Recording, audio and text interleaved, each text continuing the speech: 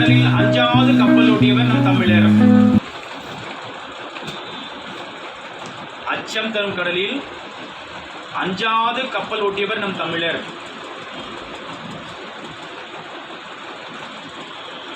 அச்சம் தரும் கடலில் அஞ்சாவது கப்பல் ஓட்டியவர் நம் தமிழர்.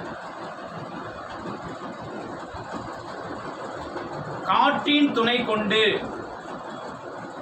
காற்றின் துணை கொண்டு கப்பலை செலுத்தியவர் நம் முன்னோர்கள். காற்றின் துணை கொண்டு கப்பலை செலுத்தியவர்கள் நம் முன்னோர்கள். இதுல வங்கூல் அப்படின்னு என்ன தெரியுங்களா? தமிழ்ல வங்கூல்னா, வங்கூல்னா காற்றுன்னு அர்த்தம். வங்கூல்னா என்ன? காற்று. வங்கம்னா கப்பல். வங்கூல்னா என்ன? காற்று. வங்கம் என்பது, நீங்க வங்கம்னா நீங்க வங்க தேசம் சொல்லிட்டு மேற்கு வங்கம், அதுவும் ஒரு மீனிங் தான். அது ஜென்ரலா சொல்றது. ஆனா தமிழ்ல உள்ளார்ந்த மீனிங் என்னன்னா, வங்கம் என்றால் கப்பல், வங்கூல் என்றால் காற்று. காற்றுக்கு வழங்க வேறு பெயர்ல வங்கூல், வா இங் கூயில். ஓகே, அடுத்து பாரு, நீங்கான் அப்படின்னா என்ன தெரியுமா? நீங்கான், நீ நெடில் கான், நீங்கான்னா இங்கு வரக்கூடாதுமா, நீ கான், நீ கான் அப்படின்னா நாவாய் ஓட்டுபவன். நாவாய்னா என்ன? கப்பல் ஓட்டுபவனுக்கு பேரா நீ கான். ஓகே, அடுத்து பாரு, மாட ஒள்ளெரி. மாட ஒள்ளெரி இதெல்லாம் மறந்துடக்கூடாது. மாட, இதெல்லாம் கேள்வி வந்துடலாம். மாட ஒள்ளெரின்னா தெரியுங்களா? கலங்கரை விளக்கம். மாட ஒள்ளெரினா கலங்கரை, கலங்கரை லைட் ஹவுஸ் சொல்றோம் இல்லையா, அதான் கலங்கரை விளக்கம். Okay good. அடுத்தது பாருங்க, தமிழரின் கப்பற்கரை. சப்தாபை போட்டுங்க.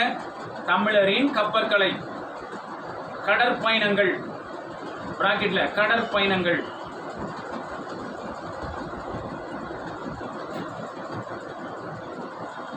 ஓகே, அதுல பாருங்க, தமிழர்கள் கப்பல்களை கட்டினர். தமிழர்கள் கப்பல்களை கட்டினர் என்பதற்கு, தமிழர்கள் கப்பல்களை கட்டினர் என்பதற்கு, கப்பல் மூலம் வெளிநாடுக்கு சென்றனர் என்பதற்கும், கப்பல்களை கட்டினர் என்பதற்கும், கப்பல் மூலம் வெளிநாடுகளுக்கு சென்றனர் என்பதற்கும் நம் இலக்கியங்களில் ஏராளமான சான்றுகள் உள்ளன. நம் இலக்கியங்களில் ஏராளமான சான்றுகள் உள்ளன. நமக்கு கிடைத்துள்ள நூல்களிலே, நமக்கு கிடைத்துள்ள நூல்களிலே மிகவும் பழமையானது தொல்காப்பியம். மிகவும் பழமையானது தொல்காப்பியம். அந்நூல், அந்நூல் முன்னீர் வழக்கம் என்று, அந்நூல் தொல்காப்பியத்தில் சொல்லலாம் முன்னீர் வழக்கம். அன்றைன் முன்னீர் வழக்கம்.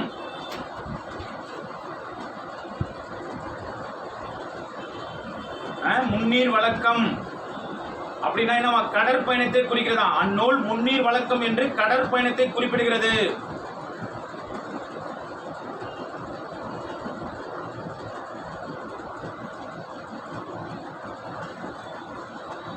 ஓகே, அடுத்து பாரு, எனவே தொல்காப்பியர் காலத்திற்கு முன்பே, எனவே தொல்காப்பியர் காலத்திற்கு முன்பே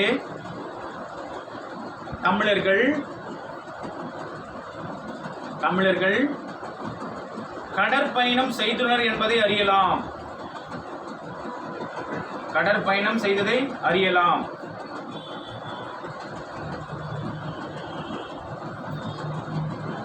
இதேதான் இதே மேற்கொள்ள திருக்குறள் என்ன சொல்லுது பாருங்க.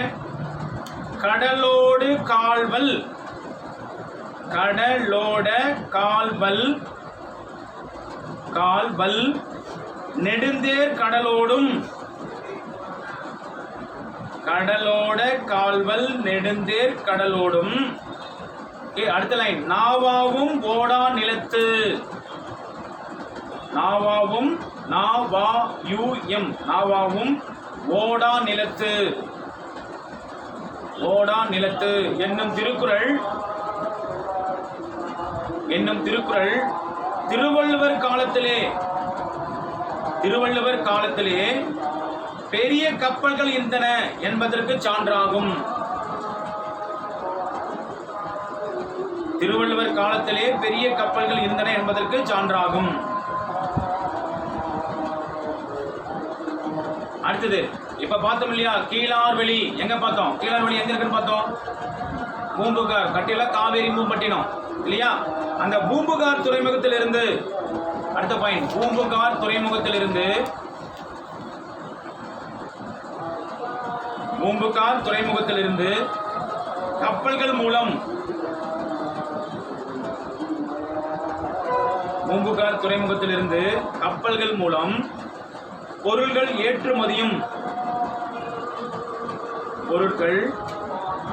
ஏற்றுமதியும் இறக்குமதியும் செய்யப்பட்டன என்பதை பூம்புகார் துறைமுகத்திலிருந்து கப்பல்கள் மூலம் பொருள்கள் ஏற்றுமதியும் இறக்குமதியும் செய்யப்பட்டன என்பதை பட்டினப்பாலை விரிவாக விளக்கிறது. பட்டினப்பாலை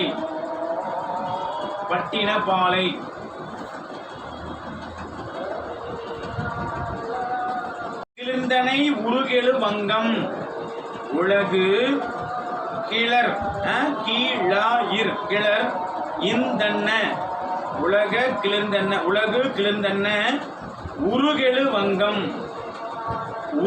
வங்கம் என்று பெரிய கப்பலை அகநானூறு குறிப்பிடுகிறது. புரியுதுங்களா? உலகு கிளிர்ந்தன உருகெழு வங்கம் என்று அந்த பெரிய கப்பலை அகநானூறு சொல்லுதான், அகநானூறு குறிப்பிடுகிறது.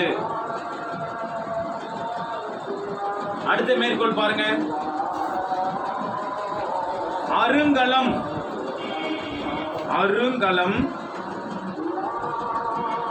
தரியர்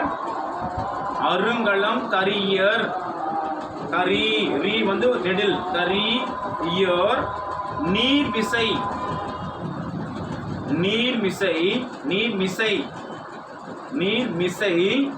நீவக்கும்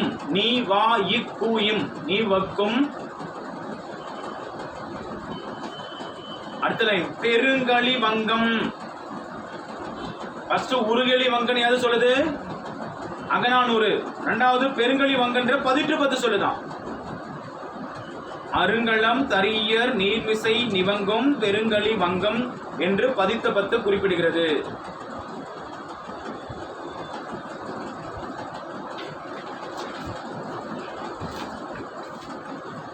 அதில் அண்டர்லைன் பண்ணிங்க. உருகெளி வங்கனா பார்த்துங்க, பெருங்களி வங்கனா எது சொல்லுது பாருங்க, இதுதான் கீவேர்டு.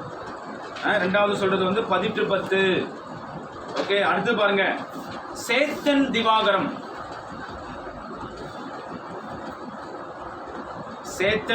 மறந்துடாதீங்க, திவாகர நிகண்டுன்னு சொல்லுவாங்க இது பேரு. அதுல சேத்தன் திவாகரம் என்னும் நிகண்டு நூலில் பல வகையான கப்பல்களின் பெயர்கள் குறிப்பிடப்பட்டுள்ளன.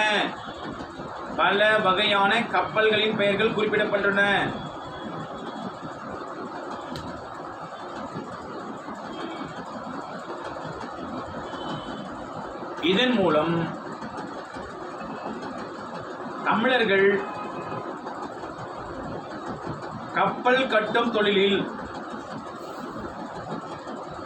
பரந்துபட்ட அறிவு பெற்றிருந்தார்கள் என்பதை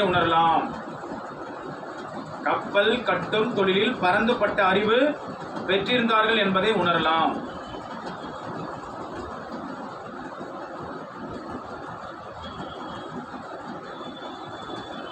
ஓகே, இன்னைக்கு இது ஒரு சின்ன டாபிக்கோட நான் முடிக்கிறேன். அடுத்து பாருங்க, நீர்வழி பயண தொடக்கம். எப்படி பயணம் பண்றாங்க பாருங்க. நீர்வழி பயண தொடக்கம் சப் டாபிக் போட்டுங்க. நீர்வழி பயண தொடக்கம். எப்படி விமானம் எப்படி கண்டுபிடிச்சான்னு சொன்னேன்? பறவையை கண்டு விமானம் படைத்தான் பாட்டு வரலையா? அதே மாதிரிதான் சிந்தனை பாரு, தமிழருடைய சிந்தனை எப்படி இருந்திருக்கு பாரு. கப்பல் கண்டுபிடித்த காரணம் என்னன்னா,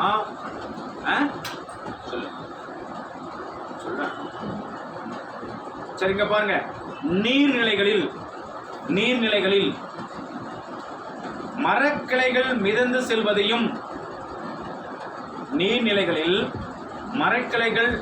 செல்வதையும் அவற்றின் மீது பறவைகள் தவளைகள் முதலியன அமர்ந்து செல்வதையும் பாருங்க. ஒரு இமேஜின் பண்ணி பாருங்க.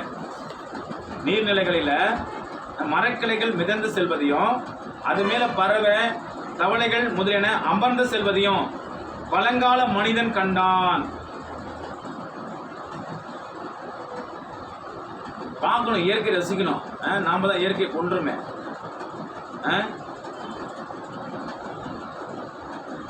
அடுத்த பாயிண்ட் பாருங்க. நீரில் மிதக்கும் பொருட்கள் மீது, நீரில் மிதக்கும் பொருட்களின் மீது தானும் ஏறி பயணம் செய்ய முடியும் என அவன் உணர்ந்தான். நீரில் மிதக்கும் பொருட்களின் மீது தானும் ஏறி பயணம் செய்ய முடியும் என அவன் உணர்ந்தான்.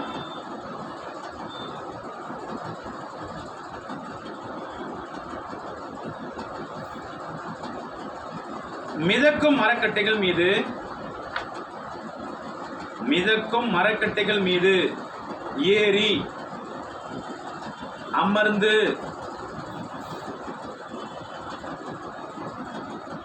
சிறிய நீர்நிலை கடக்க தொடங்கினான். சிறிய நீர்நிலைகளை கடக்க தொடங்கினான்.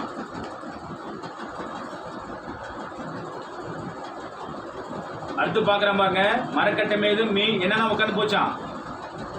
பறவைகளும் தவளைகளும். அடுத்து மீனை பார்க்கிறான். அடுத்து பாருங்க, அவனுடைய கற்பனை பாருங்க. கற்பனையில ரியாலிட்டி. மீன்கள் தம் உடலின் இரு பக்கங்களிலும், அடுத்த பாயிண்ட், மீன்கள் தம் உடலின் இரு பக்கங்களிலும் உள்ள துடுப்பு போன்ற பகுதிகளை பயன்படுத்தி, துடுப்பு போன்ற பகுதிகளை பயன்படுத்தி தண்ணீரை பின்னுக்கு தள்ளி நீந்துவதை கண்டான். தண்ணீரை பின்னுக்கு தள்ளி நீந்துவதை கண்டான்.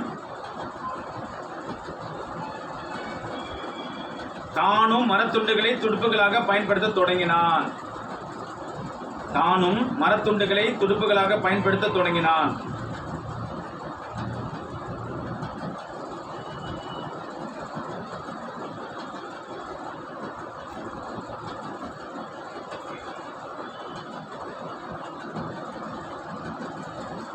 அடுத்து, பிறகு மரங்கள் பலவற்றை இணைத்து கட்டி,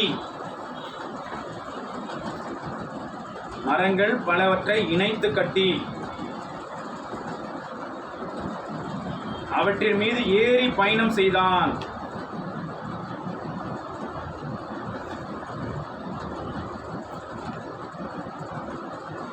அவையே இன்று வரை வழக்கத்தில் உள்ள கட்டுமரங்கள் ஆகும். அவையே இன்று வரை வழக்கில் உள்ள கட்டுமரங்கள் ஆகும்.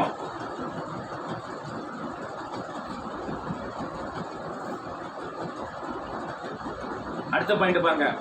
அதன் பின்னர் எடை குறைந்த பெரிய மரங்களின் உட்பகுதியை குறைந்து எடுத்துவிட்டு, எடை குறைந்த பெரிய மரங்களின் உட்பகுதியை உடைந்து எடுத்துவிட்டு தோணியாக பயன்படுத்தினான். தோணி, 3 சுழினி, தோணியாக பயன்படுத்தினான்.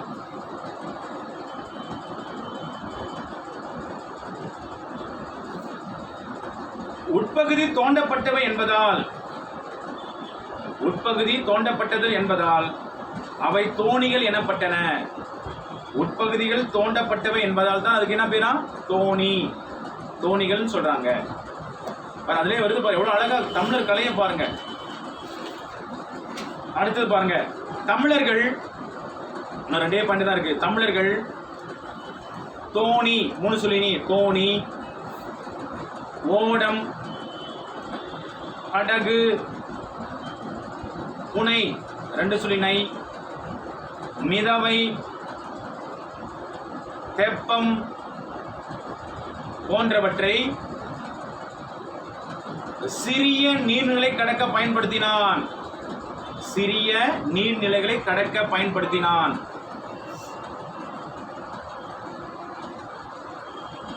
அடுத்தது களம், வங்கம், நாவாய் முதலியவை அளவில் பெரியவை. இவற்றை கொண்டு தமிழர்கள் கடற்பயணம் மேற்கொண்டார்கள். இவற்றை கொண்டு தமிழர்கள் கடற்பயணம் மேற்கொண்டனர். இப்போ பாருங்க கற்பனையை கற்பனையா நீங்க பாருங்களா எப்படி பறவையை கண்டுபிடிச்சி பறவையை பார்த்து தான் என்ன பண்ணான், விமானம் கண்டுபிடிச்சான் இல்லையா? அதே மாதிரி தான் ஒருடைய விலங்குகளை பார்த்து தான் கடவுள். அதனால தான் நம்முடைய விலங்குகளுக்கு முன்னாடி நம்மளை சொன்னான் குரங்கிலிருந்து மனுஷ பிறந்தான்னு சொன்னது காரணமே சார்லஸ் டார்வினுடைய பரிணாம கொள்கை இந்த இடத்துல வெளிப்படுது. புலிக்குட்டியும் பூனைக்குட்டியும் ஒரே ஃபேமிலின்னு சொல்லுவார். புரிஞ்சுங்களா சொல்றது? ஆகவே இதுவரை இருக்கட்டும். கடற்பயணத்தை நம்ம நாளைக்கு பயணிப்போம். கடற்பயணத்தை எப்படி என்னென்ன மரத்தாலெல்லாம் செஞ்சாங்க, ஏன் பர்டிகுலர் அந்த மரத்தை பயன்படுத்தினா, அந்த மரத்தால் ஏன் காற்றுக்கு எப்படி போகும், ஈவன் வந்து பார்த்தீங்கன்னா விமானங்களில் வந்து பார்த்தீங்கன்னா டுராலிமின் தான் பயன்படுத்துவான், ஏன் அது காற்றை என்ன செய்யும், வெயிட்லெஸ்ஸாக ஏன் இருக்கும், புரியுதுங்களா? ஈவன் அது ஆக்சிடென்ட்லானா விமானத்தில் ஆக்சிடென்ட் இருந்துச்சுன்னா அவ்வளோதான். கேள்விப்பட்டிருக்கீங்களா? விமானம் ஒன்று ஆக்சிடென்ட் ஆச்சுன்னா என்ன ஆகும்? எங்கேயோ ரேர் தான் மேலே ப்ளே ஆகும்போது. ஆனால் நிறைய முறை பயணிக்கும் போதெல்லாம் யோசிப்பேன், அப்போ கருத்தர்கிட்ட நம்ம ஒப்படைச்சிட்டு தான் அவ்வளோதான். அதனால நான் என்ன பண்ணுவேன் தெரியுமா, சீக்கிரம் 1 கோடி ரூபாய் இன்சூரன்ஸ் போடுவேன். சரி சார், தெரிஞ்சிச்சு நம்மளுக்கு ஏதாவது நடந்தால் நம்ம குடும்பத்துக்கு நம்ம செய்யணும் இல்லையா? ஃப்ளைட் போகும்போதே 1 ரூபா தான், மறந்துடாதீங்க. இன்சூரன்ஸுக்கு அவ்வளோ காசு கிடையாது. ஒரு முறை ஃப்ளைட் பண்ணும்போது இன்சூரன்ஸோட டிக்கெட் போடுவோம். நானே டிக்கெட் போட்டுப்பேன். எனக்கு டிக்கெட் போட்டு போனால் சும்மா டெல்லி போனால் கூட நான் ஃப்ளைட்டு போனால் கூட, ஈவன் இங்கேருந்து சென்னை ஆம்பூருக்கு போனால் கூட இன்சூரன்ஸ் கிளைம் பண்ணிட்டு தான் நான் என்ன பண்ணுவேன், டிக்கெட்டே நான் ரிசர்வ் பண்ணுவேன். அந்த பழக்கத்தை தெரிஞ்சுங்க எல்லாரும். ட்ராவல் பயணம் இப்போ நான் அடுத்த வாரம் நாகப்பட்டினம் போகிறேன், எஸ்டிசியில் போனால் அங்கே இன்சூரன்ஸ் இருக்கான்னு கேட்டு தான் போடுவேன். ஏன்னா நல்ல பழக்கத்தை என்னுடைய அனுபவத்தை தெரிஞ்சுக்க, இது உங்களுக்கு பயன்படும். புரிஞ்சுங்களா? நம்முடைய குடும்பத்துக்கு நம்ம ஏதாவது செய்யணும் இல்லையா? ஆகவே அந்த மாதிரி நல்ல விஷயங்கள்லாம் தெரிஞ்சுங்க. கடற்பயணம் இதுவரை இருக்கட்டும், நாளைக்கு கண்டினியூ பண்ணுறோம். நேரத்துக்கு வாங்க. தொடர்ந்து கடக்கிறதுக்கு என்ன பயன்படுத்தலாம்? களம், அங்கம், நாவாய். சிறிய கப்பல்களை தோணி, ஓடம், படகு, புனை, மிதவை, தெப்பம் இல்லையா? அடுத்த டாபிக் போட்டுங்க, கப்பல் கட்டும் கலை. கப்பல் கட்டும் கலை.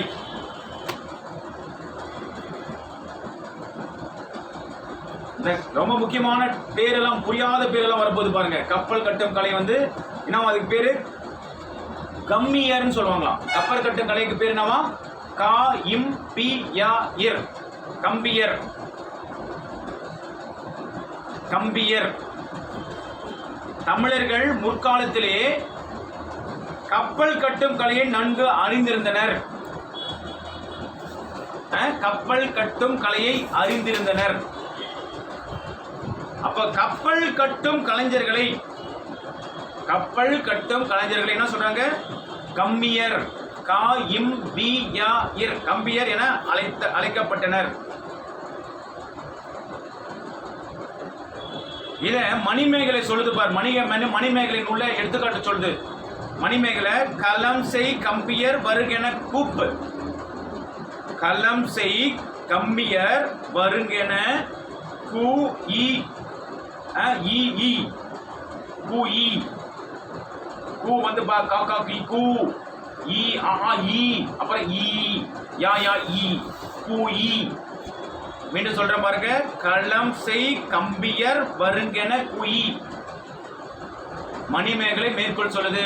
கம்பியர் மறந்துடாதீங்க, காதுல கேட்டுங்க. இந்த டெர்மினாலஜிலாம் எழுதி ஒரு நிமிஷம் பார்த்துங்க. நேற்று நம்ம பார்த்தோம், என்ன பார்த்தோம்? கலங்கரை விளக்கத்துக்கு என்னன்னு பார்த்தோம். நேற்று நம்ம கலங்கரை விளக்கத்துக்கு என்னன்னு பார்த்தோம். கலங்கரை விளக்கத்துக்கு என்ன மிஸ் பார்த்தோம் நேற்று?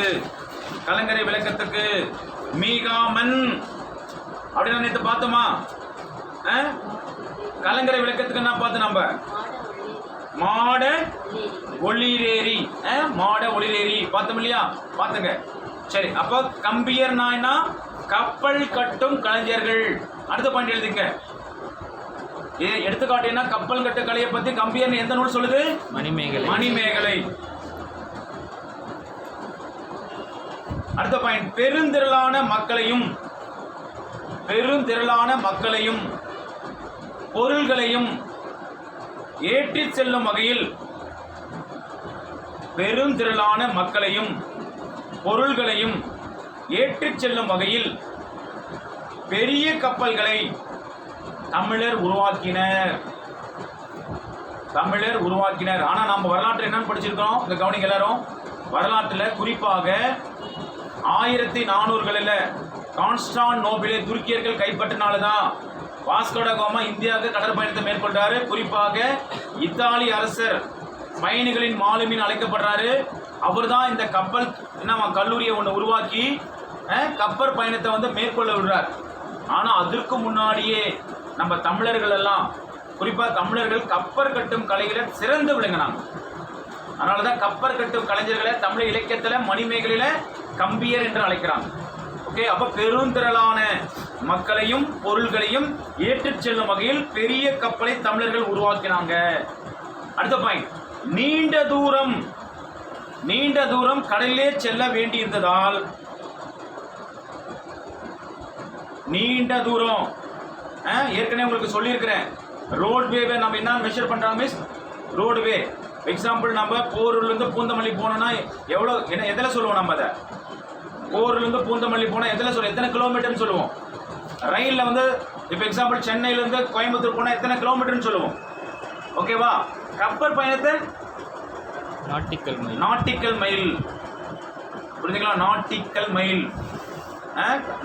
மைல் மறந்துடாங்க. NAUCTIAL nautical mile. அறிவியல நம்ம படிப்போம். ஈவன் வந்து பார்த்தோன்னா இதே நாட்டிக்கலை கூட ஏர்வேல கூட சொல்றாங்க. ஈவன் வந்து நாட்டுன்னு கூட சொல்றாங்க, மேக்னு கூட சொல்றாங்க. MACH Mach, nautical. இதெல்லாம் தெரிஞ்சுக்க, டவுன் நாலேஜ். கிலோமீட்டர்னு சொல்றாங்க இல்லையா? நாட்டிக்கல் மைல்னு சொல்றாங்க, மேக்னு சொல்றாங்க. ஈவன் என்னவா நாட்டிக்கல் கூட ஏர்வேவே சொல்லுவாங்க. இப்போ ஏர்வேலாம் எடுத்துக்கிட்டேன்னா, இப்போ எக்ஸாம்பிள் இங்கிருந்து மலேசியாலாம் எடுத்துக்கிட்டேன்னா ஏர்வேல ஐ திங்க் 2800 3000 கிலோமீட்டர். 3000 இதெல்லாம் 2.5 மணி நேரம் 3 மணி நேரத்தில் போகிறதெல்லாம் பாசிபிள் எப்படி? அப்போ விமானம் வந்து ஒரு 1000 கிலோமீட்டர் வேகத்தில் பயணிச்சா தான் 2.5 மணி நேரத்தில் போக முடியும். கரெக்டாக எவ்வளோ மணி நேரம் வேகத்தில் போகுது? புரியுதுங்களா? இதே நம்ம 2 வீலரில் ஒரு 60 கிலோமீட்டர் வேகமே நம்மளுக்கு பெருசாக தெரியுது. ஆனால் அதே ஒரு 1000 கிலோமீட்டர் வேகத்தில் விமானம் பறக்குதுன்னா பார்த்துங்க. அதனால தான் அது வந்து கடற்பயணங்களை, முக்கியமாக விமானம் வந்து பார்த்தீங்கன்னா ஒரு நாடு விட்டு நாடு போகுதுன்னா குறிப்பாக வந்து கடற்பயணத்துக்கு மேலே தான் போகும். எக்ஸாம்பிள் வந்து ஸ்ரீலங்காலாம் எடுத்துட்டேன்னா நம்மளுக்கு விமானத்தில் ஒரே 45 நிமிஷம் தான் பயணம். 750 கிலோமீட்டர் தான். 750 கிலோமீட்டர் ஒரே 40 நிமிஷத்தில் போய் இறங்கிடலாம் ஸ்ரீலங்கா. அழகாக சென்னை வந்து பார்த்தா எங்கே போகும்? வங்க விருவிடா கலவு மேலே தான் போகும். அதான் கடற்பயணம் வந்து ஒரு ரொம்ப வந்து பார்த்தீங்கன்னா ஒரு ஆபத்தானது, காஸ்ட்லியஸ்ட்டு. அப்போ கப்பலில் வந்து பார்த்தீங்கன்னா தமிழர்கள் எவ்வளோ கலை மிக்கவர்களாக இருந்திருக்காங்க பாருங்க. அப்படி நம்முடைய இலக்கியம் அவ்வளோ செருவியானதுங்க. அந்த இலக்கியத்தை நீ ஈவன் தமிழில் சொல்லாத இதுவே கிடையாது. நாளைக்கு ஒரு படத்தை பார்க்க போகிறோம், அறிவியல் தொடர்பான செய்திகள், விண்ணியல் ஆய்வு, மண்ணியல் ஆய்வு, புரியுதுங்களா?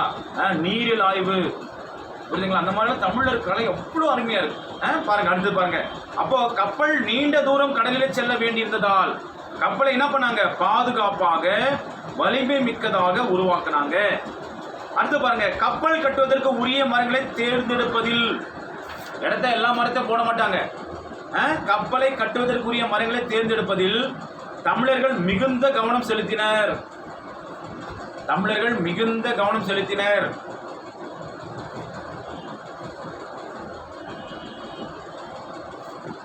கப்பல்கள் தண்ணீரிலே இருப்பவை என்பதால்,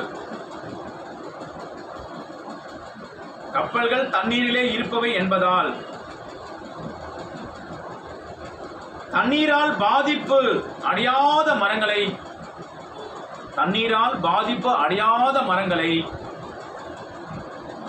கப்பல் கட்ட பயன்படுத்தினர்.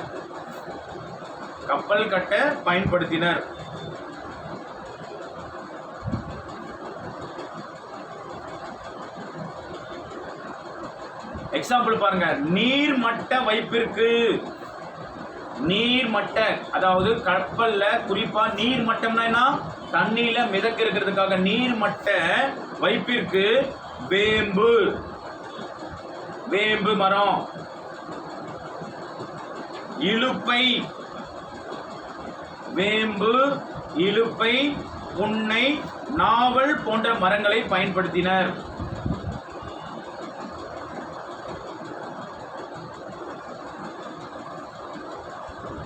நீர்மட்ட அளவுக்கு வேம்பு, இலுப்பை, புன்னை அண்டு நாவல்.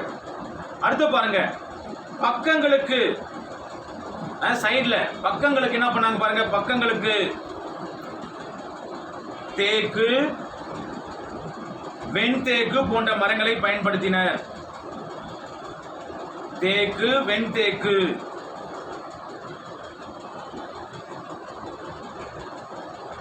ஓகே, அடுத்த பாயிண்ட்.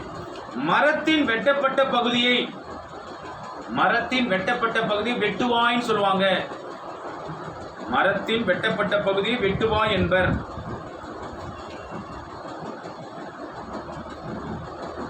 வெட்டுவாய். அந்த வெட்ட பகுதி அதோட நிறம் வேற மாதிரி மாறும். அந்த நிறத்தை பொறுத்து என்ன பண்ணுவாங்க, மரத்தின் தன்மை அறிவாங்களாம். வெட்டப்பட்ட பகுதியில் அந்த நிறம் மாறும் இல்லையா, அந்த நிறத்தை பொறுத்து மரத்தின் தன்மை அறிவர்.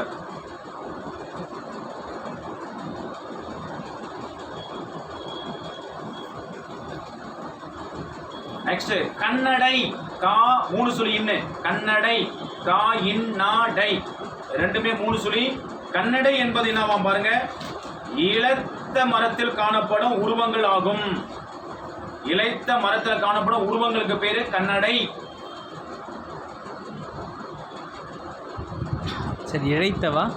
இளைத்த அறுத்தாங்க இல்லையா, பக்கவாட்டு வைக்கிறதுக்கா அறுப்பாங்க இல்லையா, இளமரம் வேற, இளைக்கிறதுனா அறுக்கிறது. இளைத்த மரங்களுக்கு அந்த உருவங்கள் மாறி வரும். புரிஞ்சுங்களா? அடுத்து பாருங்க, மேலும் சுழி உள்ள மரங்களை பயன்படுத்தாமல் தவிர்த்தனர். சுழி உள்ள மரங்களை பயன்படுத்த மாட்டாங்களாம். சுழி உள்ள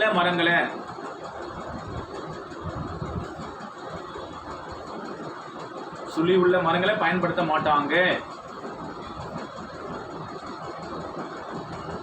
அடுத்த பாயிண்ட் பாருங்க, நீளம், அகலம், உயரம் ஆகியவற்றை சரியான முறையில் கணக்கிட்டு கப்பலை உருவாக்கினார்கள். தமிழருடைய கலை பாருங்க, நீளம், அகலம், உயரம் ஆகியவற்றை சரியான முறையில் கணக்கிட்டு கப்பலை உருவாக்கினார்கள்.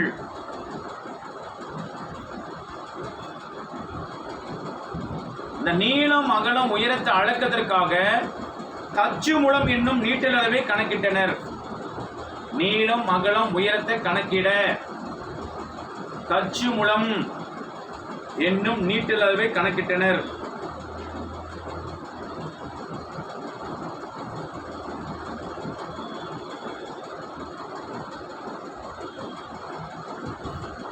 ஓகே, அடுத்த பாயிண்ட் பாருங்க, பெரிய படகுகளில் முன்பக்கத்தை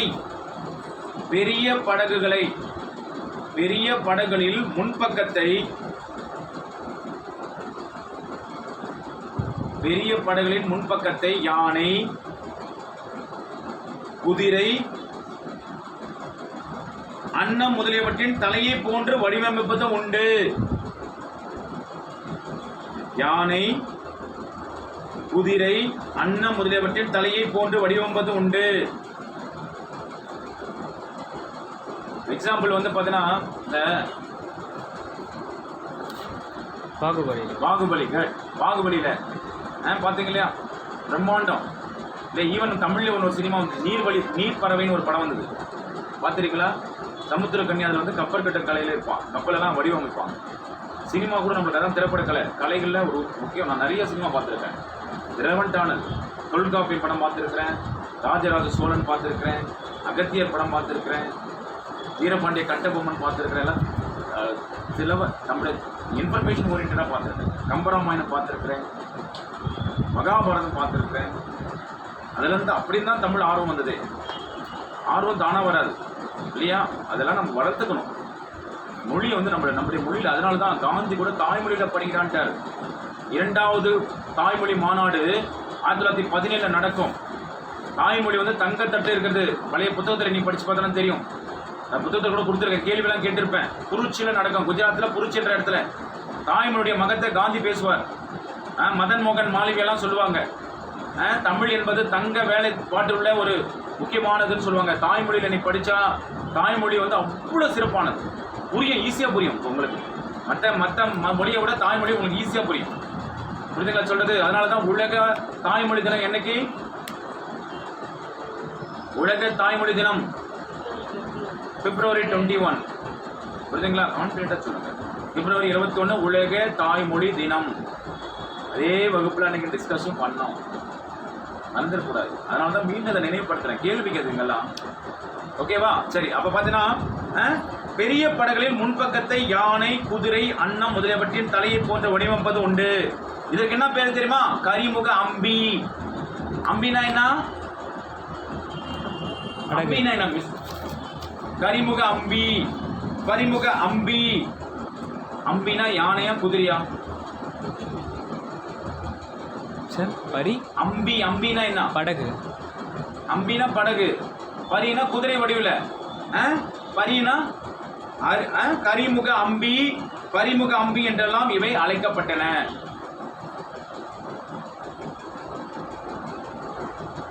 அடுத்து பாருங்க, மரங்களையும் பலகைகளையும் ஒன்றோடு ஒன்று இணைக்கும் போது, மரங்களையும் பலகைகளையும் ஒன்றோடு ஒன்று இணைக்கும் போது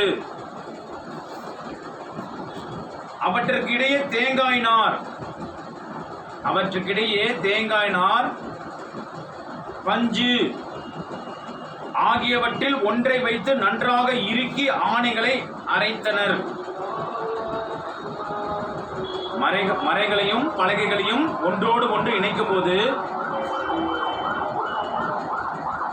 அவற்றுக்கு இடையே தேங்காய் நார், பஞ்சு ஆகியவற்றில் ஒன்றை வைத்து நன்றாக இறுக்கி ஆணைகளை அரைந்தனர்.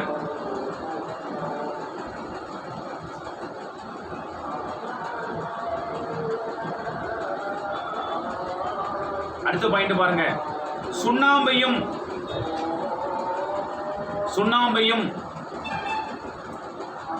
சணலையும் கலந்து, சுண்ணாம்பையும் சணலையும் கலந்து அரைத்து அதில் எண்ணெய் கலந்து, சுண்ணாம்பையும் சணலையும் கலந்து அரைத்து அதில் எண்ணெய் கலந்து கப்பலின் அடிப்பகுதியில் பூசினர். கப்பலின் அடிப்பகுதியில் பூசினர்.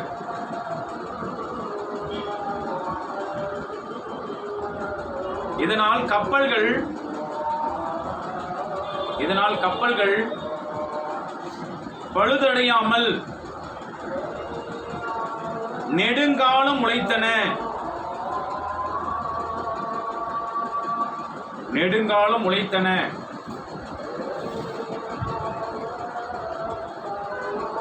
இம்முறையை இத்தாலி நாட்டைச் சேர்ந்த மார்கோ போலோ, இம்முறையை இத்தாலி நாட்டைச் சேர்ந்த மார்கோ போலோ வியந்து பாராட்டியுள்ளார்.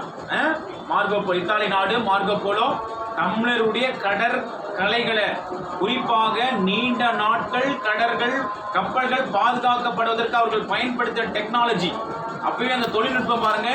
சுண்ணாம்பையும் சணலையும் கலந்து அதில் என்ன பண்ணுவாங்களாம், எண்ணெயை கலந்து பூசிடுவாங்க, கப்பலுக்கு அடிக்கடியில் பூசிடுவாங்க.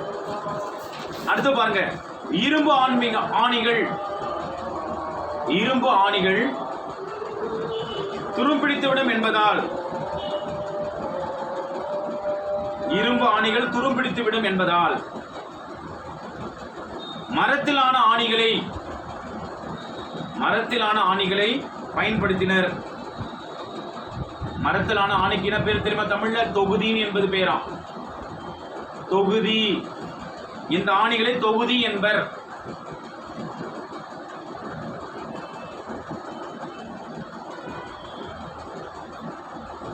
அடுத்த பாயிண்ட் பாருங்க, ஆங்கிலேயர் கட்டிய கப்பல்களை 12 ஆண்டுகளுக்கு ஒரு முறை பழுது பார்க்க வேண்டும். 12 ஆண்டுக்கு ஒரு முறை பழுது பார்க்க வேண்டும். ஆனால் தமிழர் கட்டிய கப்பலை 12 ஆண்டுக்கு ஒரு முறை பழுது பார்க்க வேண்டும். ஆனால் தமிழர் கட்டிய கப்பலை 50 ஆண்டுகள் ஆனாலும் பழுது பார்க்க வேண்டிய அவசியம் இல்லை. பழுது பார்க்க வேண்டிய அவசியம் இல்லை என்று யார் சொல்றார் தெரியுங்களா? ஒரு ஆங்கிலேயர் சொல்றார். வாக்கர் என்னும் ஆங்கிலேயர் கூறுறார். வாக்கர் என்னும் ஆங்கிலேயர் கூறியுள்ளார்.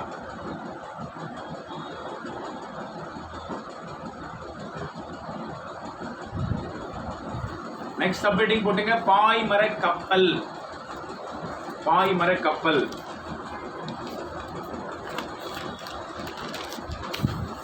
பாய்மர கப்பல் என்ன? காற்றின் உதவியினால் செலுத்தப்படுகின்ற கப்பலுக்கு பேர் தான் பாய்மர கப்பல். ஈவன் தோ முன்னாடி எல்லாம் இருக்கிற தமிழ் வளர்த்த ஜி போப்பு, வீரமாமுனிவர், கால்டுவெல் எல்லாம் இந்தியாவுக்கு வராங்க இல்லையா, அவங்கெல்லாம் அந்த பாய்மர கப்பல்ல தான் வருவாங்க. வீரமாமுனிவர் எல்லாம் பார்த்தீங்கன்னா 30 திங்கள்னு சொல்லுவாங்க. 30 திங்கள்ல பாய்மர கப்பலை ஏறுறாரு. கடல் பயணத்திலே தமிழை கத்துக்கிறார். இங்க வந்து தமிழ் அழகா பேசுறார். பாய்மர கப்பல் இல்லையா? எழுதுங்க. காற்றின் உதவியால் செலுத்தப்படும் கப்பல்கள் பாய்மர கப்பல்கள் எனப்படும்.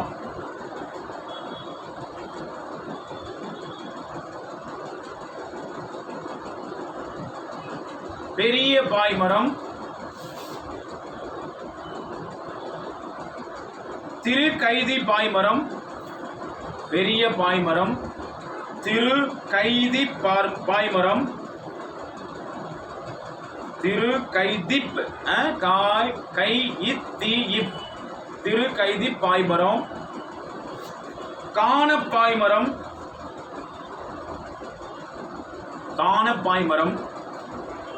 நான்காவது கோசு பாய்மரம் போன்ற பல வகையான பாய்மரங்களை தமிழர் பயன்படுத்தினர்.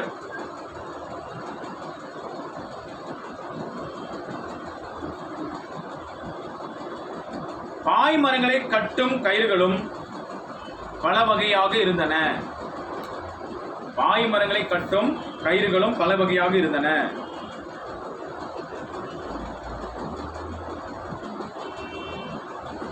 அஞ்சான் கயிறு,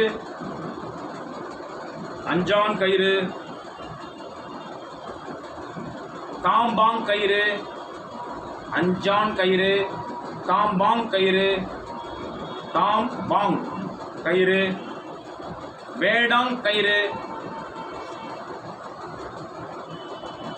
பளிங்கை கயிறு,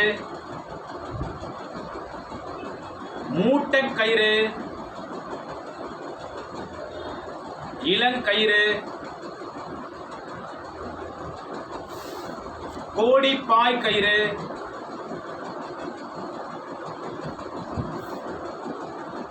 போன்ற கயிறுகள் சில வகையாகும்.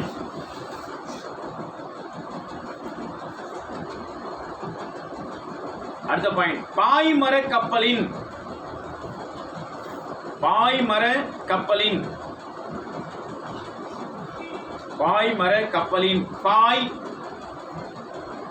கயிறு, பாய்மர கப்பலில் பாய் கயிறு ஆகியவற்றில் பழுது ஏற்படும் பொழுது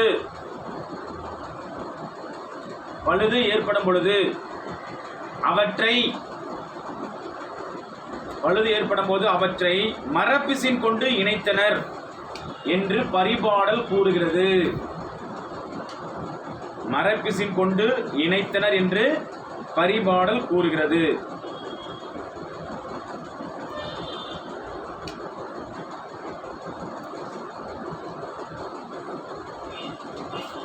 அடுத்து கப்பலின் உறுப்புகள்.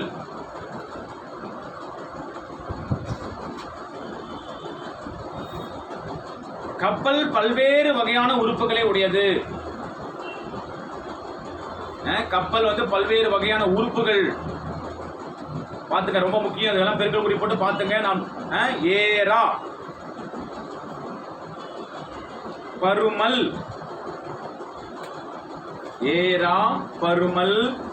வங்கு, கூம்பு, பாய்மரம்,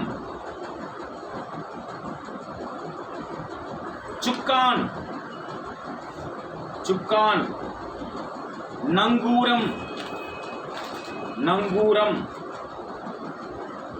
போன்றவை கப்பலின் உறுப்புகளில் சிலவாகும். எரா, பருமல், வங்கு, கூம்பு, பாய்மரம், சுக்கான், நங்கூரம். கப்பலின் முதன்மையான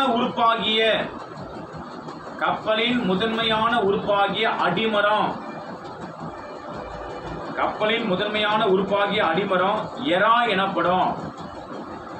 கப்பலின் முதன்மையான உறுப்பாகிய அடிமரம் ஏரா எனப்படும்.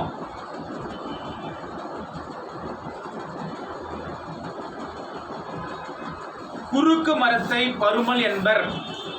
குறுக்கு மரத்தை, அடிமரத்துக்கு பேரு ஏரா, சைடுல போறாங்களே குறுக்கு மரத்துக்கு பருமல் என் பேரா.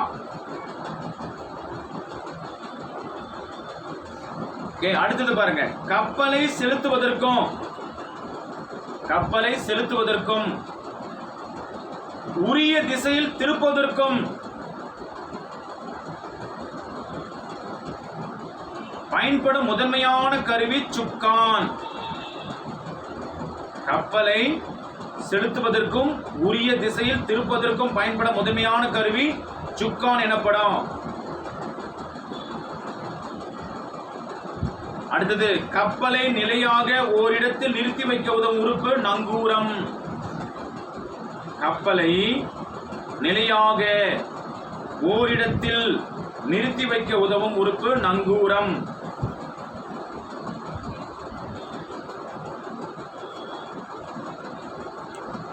அடுத்தது, சமுக்கு என்னும் ஒரு கருவியை கப்பலில் பயன்படுத்தினர். சமுக்கு என்னும் ஒரு கருவியை கப்பலில் பயன்படுத்தினர் என்று கப்பல் சாத்திரம் என்ற நூல் குறிப்பிடுகிறது. கப்பல் சாத்திரம் என்பது ஒரு நூல்.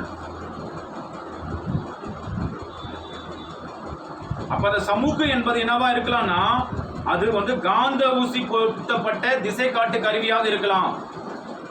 சமுக்கு என்பது என்னவா? காந்த ஊசி பொருத்தப்பட்ட திசை காட்டும் கருவி.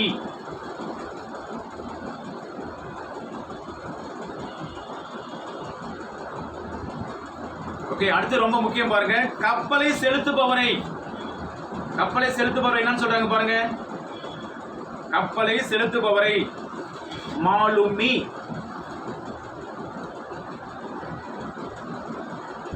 மீகாமன், மீகாமன், நீகான், ரெண்டு சுழியின் நீகான், இக்க வரக்கூடாது, நீகான். அப்புறம் கப்பல் ஓட்டி, எல்லாமே யாருக்கு பேரா? கப்பலை செலுத்துகிற மாலுமிக்கு பேர். நம்மளுக்கு மாலுமி மட்டும் தான் தெரியும் இல்லையா? மீகாமன், நீகான், கப்பல் ஓட்டி. அடுத்தது, கப்பலை செலுத்தும் முறை பாருங்க. சப் டாபிக் போட்டுங்க.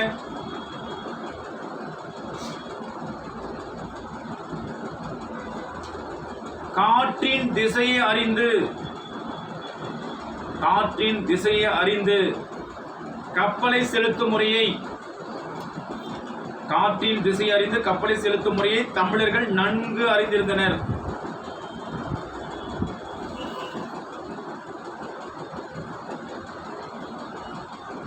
ஒரு மேற்கோள் எழுதிக்குங்க. புறப்பாடலுடைய மேற்கோள். மேற்கோள் ரொம்ப முக்கியம். அது எந்த நூல் இடம்பெற்றிருக்க முக்கியம். புறப்பாடல் என்ன சொல்லியிருக்காங்க பாருங்க. நளிரு முன்னீர் நாவாய் ஓட்டி, நளிரு முன்னீர் நாவாய் ஓட்டி. முன்னீர்னா என்ன? கடல். ஓகேவா? நளிரு முன்னீர் நாவாய் ஓட்டி. அடுத்த லைன், வழி தொழில் ஆண்ட உறவோன் மருக. வழினா என்ன? காற்று. அப்ப வழி தொழில் ஆண்ட உறவோன் மருக. ஒரே லைன்ல, ரெண்டு லைன்ல வரணும். நளிரு முன்னீர் நாவாய் ஓட்டி, வழி தொழில் ஆண்ட உறவோன் மருக என்னும் புறப்பாடல் அடிகளில் வெண்ணி குயத்தியார் குறிப்பிடுகிறார். வெண்ணி குயத்தியார் புறப்பாடல்.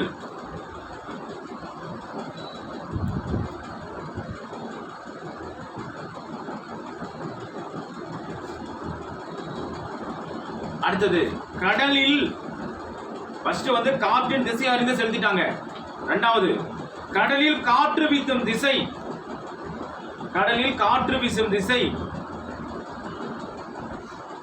கடல்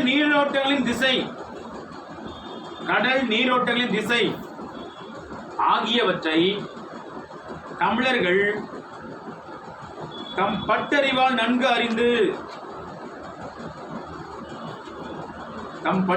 நன்கு அவற்றுக்கேற்ப உரிய காலத்தில் சரியான திசையில் கப்பலை செலுத்தினர். ரெண்டு திசையை தெரிஞ்சுக்கிறாங்க. ஒண்ணு கடலின் காற்று திசை, காற்று வீசும் திசை, கடல்ல காற்று வீசுற திசை.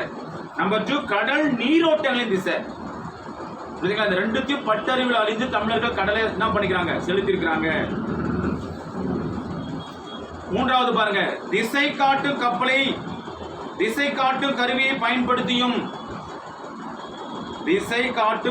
பயன்படுத்தியும் வானில் தோன்றும் விண்மீன்களின் நிலையை வைத்தும். திசை காட்டும் கருவியை பயன்படுத்தியும் வானில் தோன்றும் திசையை அறிந்து கப்பலை செலுத்தினர்.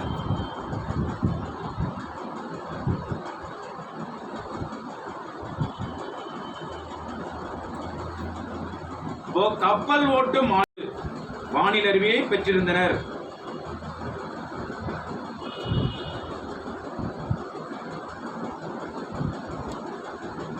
அடுத்த பாயிண்ட், கோள்களின் நிலையை வைத்து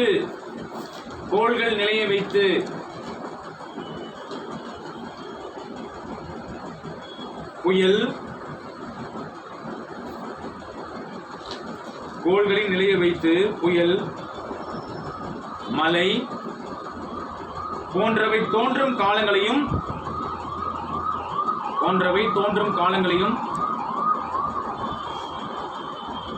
கடல் நீர் பொங்கும் காலத்தையும்.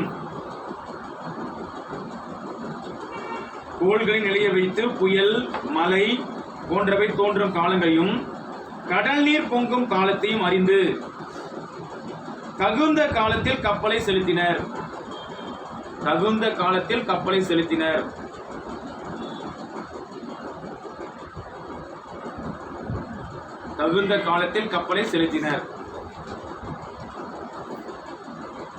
லாஸ்ட் சப் டாபிக் கலங்கரை விளக்கம் போட்டுங்க. கலங்கரை விளக்கம்.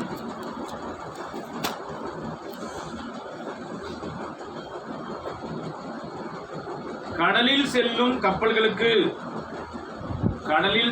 கப்பல்களுக்கு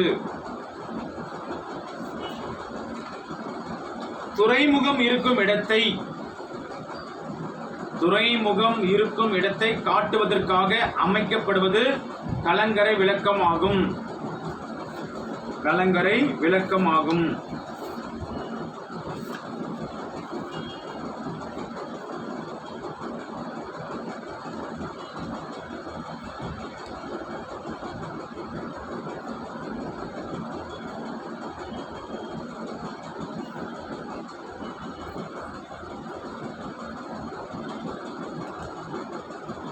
ஓகே, அடுத்து பாருங்க. உயரமான கோபுரத்தின் உச்சியில் ஒளி வீசும் விளக்கினை கொண்டதாக இது அமைக்கப்படும். உயரமான கோபுரத்தின் உச்சியில்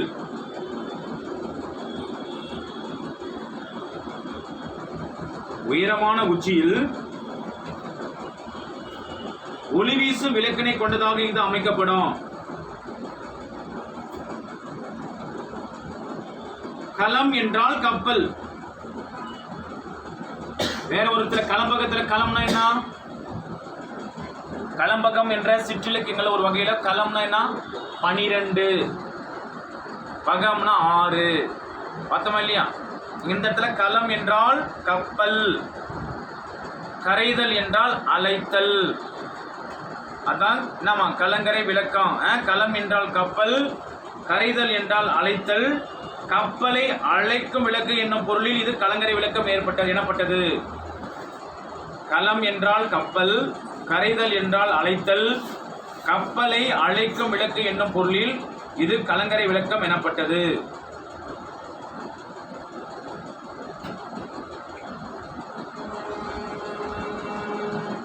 அடுத்த பாயிண்ட் பாருங்க. பெரிய கப்பல்கள் துறைமுகத்தில் கரைக்கு அருகில் வர இயலாது. பெரிய கப்பல்கள் துறைமுகத்தில் கரைக்கு அருகில் வர இயலாது.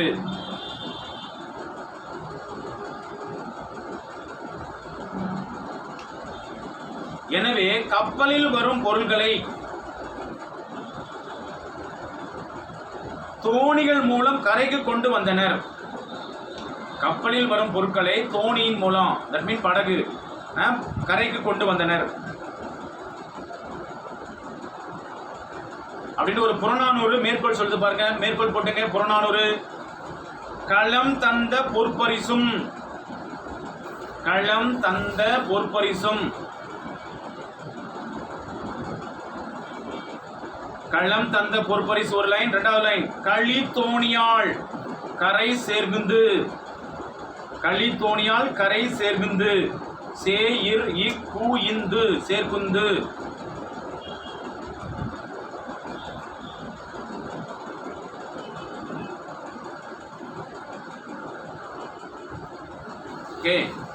பழங்காலத்தில் மக்கள் பயணம் செய்வதற்கு மட்டுமின்றி போர் புரியவும் கப்பல் பெரிதும் பயன்பட்டது. பழங்காலத்துல மக்கள் பயணம் செய்வதற்கு மட்டுமின்றி போர் புரியவும் கப்பல் பெரிதும் பயன்பட்டது.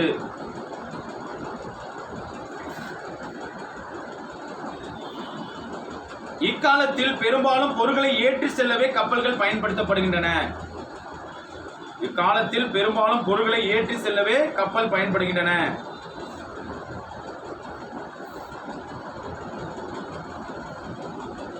அதனாலதான் இதுக்கு பேர் என்ன, சரக்கு கப்பல்னு சொல்றாங்க. ஈவன் போர் கப்பலும் தனியா இருக்கு. ஓகே, லாஸ்ட் ஒரு 2 பாயிண்ட் மட்டும் நோட் பண்ணிக்கலாம்.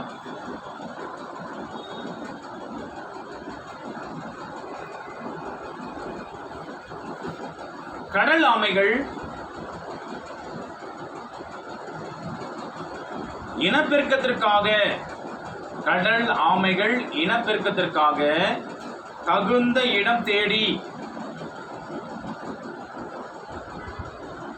நீண்ட தூரம் பயணம் செய்கின்றன.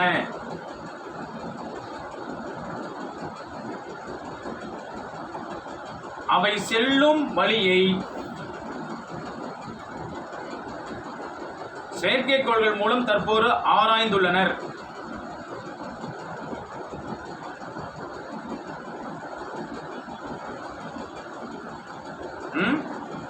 அவ்வழியில் உள்ள நாடுகளுடன்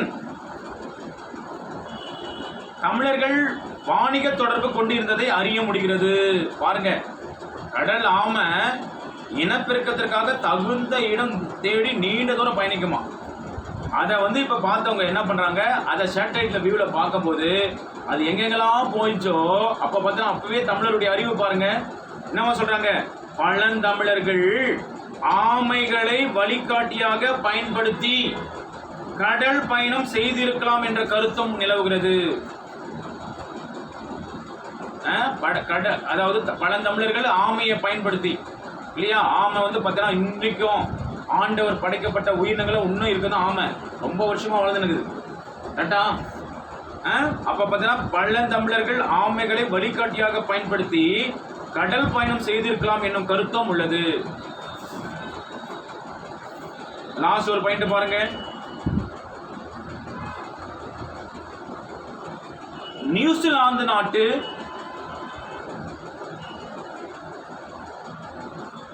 வெல்லிங்டன் அருங்காட்சியகத்தில்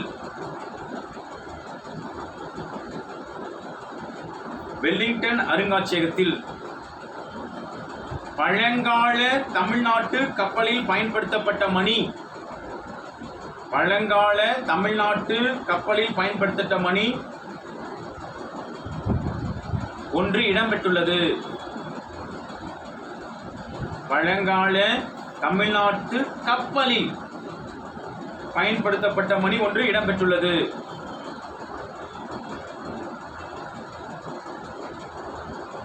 இதுல இருந்து என்ன தெரியுதுன்னா, தமிழர்கள் அயல் நாடுகளுக்கு கப்பலில் சென்றனர். தமிழர்கள் அயல் நாடுகளுக்கு கப்பலில் சென்றனர் என்பதற்கு இதுவும் ஒரு சான்று.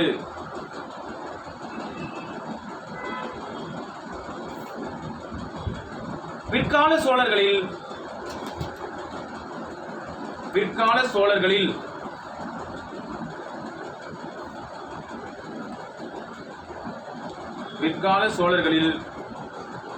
ராஜராஜ சோழனும்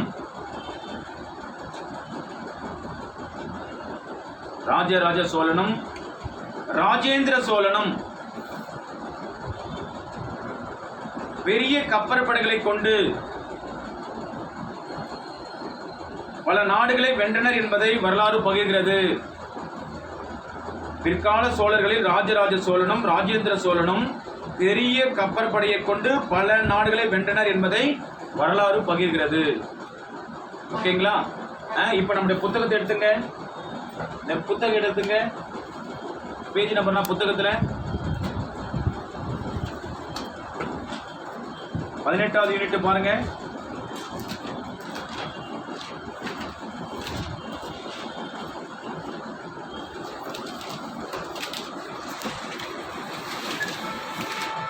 எத்தனை மிஸ்? 284 பக்கம் எடுங்க. அதுல கடற்பயணத்தை பாருங்க. தமிழர்களின் கடற்பயணம்.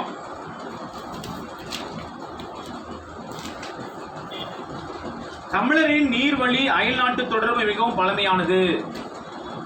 திரைக்கடல் ஓடியும் திரவியம் தேடி என்பது ஔவையார். அப்ப யாதும் ஊரே யாவரும் கேளீர் என்பது கணியர் பூங்குன்றனார். இவ்விரு தொடர்கள் தமிழர்களின் பண்பாட்டு தொடர்புக்கு சான்றுகளாகும்.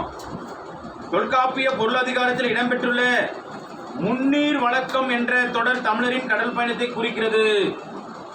குறிப்பாக அக வாழ்க்கை முறையில் ஒன்றான பொருள்வை பிரிவு என்பதில் காலில்னா வண்டியில் பிரிதல், களத்தில் கப்பல் பிரிதல் என்ற இருவகை உண்டாம்.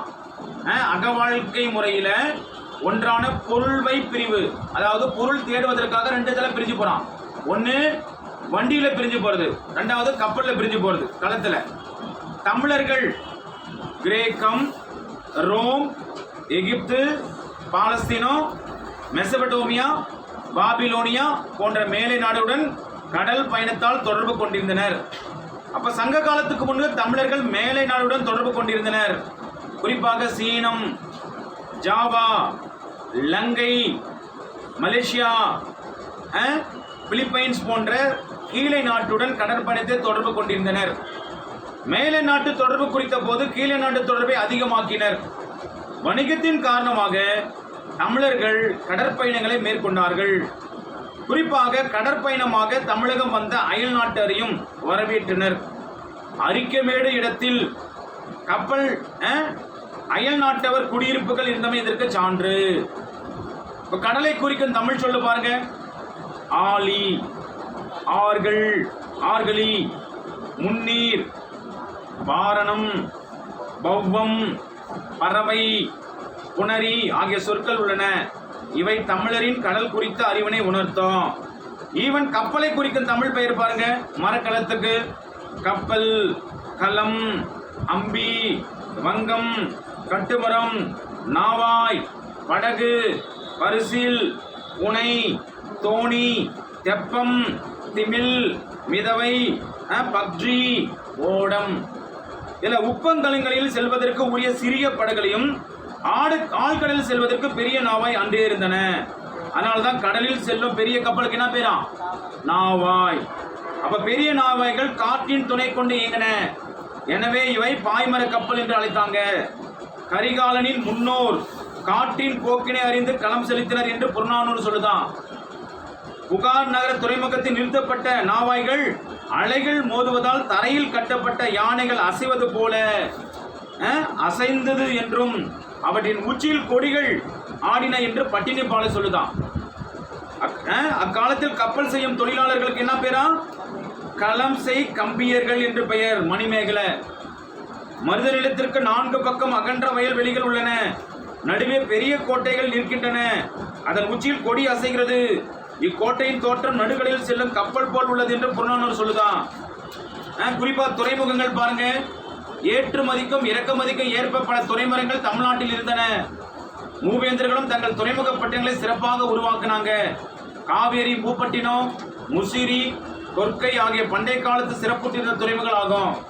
காவேரி பூப்பட்டினம் துறைமுகமாகவும் சோழ நாட்டின் பண்டைய தலைநகரமாக விளங்கியது. குறிப்பா பட்டினப்பாக்கம், மருவூர் பாக்கம், அதாவது துறைமுக நகரங்களை பாக்கம் அண்ட் என்ன சொல்லுவாங்க, பட்டினம் சொல்றாங்க என்ற இரு பகுதியை கொண்டிருந்தது. காவிரி பட்டினம் என்ற புகார் நகரம். பட்டினப்பாக்கம் கடற்கரை ஒட்டிய பகுதியாகும். இங்கு பெரும்பாலும் வணிகர்களே வாழ்ந்தனர். காவிரி பூப்பட்டினத்தில் சுங்குவாச்சாவடியும் கலங்கரை விளக்கவும் இருந்ததாக பட்டினப்பால் என்ற நூல் சொல்லுதான். இந்நகரில் தெய்வத்துக்கு எடுத்த கொடிகளும் விற்கும் பொருட்களை அறிவிப்பதற்கு கட்டிய கொடிகளும், பட்டின மண்டபத்தில் அறிஞர்கள் வாதம் செய்ய வைத்த கொடிகளும், கப்பலின் கூம்பில் உள்ள கொடிகளும் கலந்து காணப்பட்டன. சேர மன்னருக்குரிய துறைமுகம் முசிறி, இது சுள்ளி என்ற ஆற்றங்கரையில் உள்ளது. கப்பல்களை பொன்னை சுமந்து வந்து அதற்கு ஈடாக மிளகை ஏற்றிச் சென்றதாக அகனார் கூறுகிறதாம். கொற்கை துறைமுகம் பாண்டியருக்குரியது. கொற்கையில் முத்து குளித்தல் மிக சிறப்பாக நடைபெற்றது. வெனிஸ் நகரத்து மார்கோ போலோ இந்நகரம் குறித்து முத்து குளித்தல் குறித்தும் கூறியுள்ளார். விளைந்த முதிர் விழுமுத்து என்று மதுரை காஞ்சி கூறுகிறதாம். பாண்டிய வம்சத்தில் மூத்தவன் மதுரையில் இருந்து நாட்டை ஆழ்வான், இளையவன் கொற்கையில் இருந்து முத்து வணிகத்தை கவனிப்பான். அப்போ கடற்பயணம் பற்றிய கல்வி அறிவு கடல்சார் பல்கலைக்கழகத்தின் வாயிலாக கற்பிக்கப்படுகிறது. மேலே கடல் முழுவதும் கப்பல் விடுவோம் என்று பாரதியின் கனவு நினைவாகியுள்ளது. அப்ப கடல் கடந்த தமிழ் சொற்க பாருங்க. தமிழ் கிரேக்கம், அரிசி ஒரைசா, கருவூர் கரோரா, காவிரி கபிரியில், குமரி குமேரி, சோம்பட்டினம் சோபட்டினா, தொண்டி திண்டிஸ், மதுரை மதோரா, முசிறி முசிறில், உறையூர் ஓர்தரா, பொதிகை மலை பெத்திக்கோ, கொற்கை கொள்கோயி. புரியுதுங்களா? அப்போ 18வது தமிழருடைய வணிகம், தொல்லியல் ஆய்வு, அடுத்ததுன்னா கடற்பயணம் கம்ப்ளீட்டா முடிஞ்சிருக்கு. ஒரு 3-4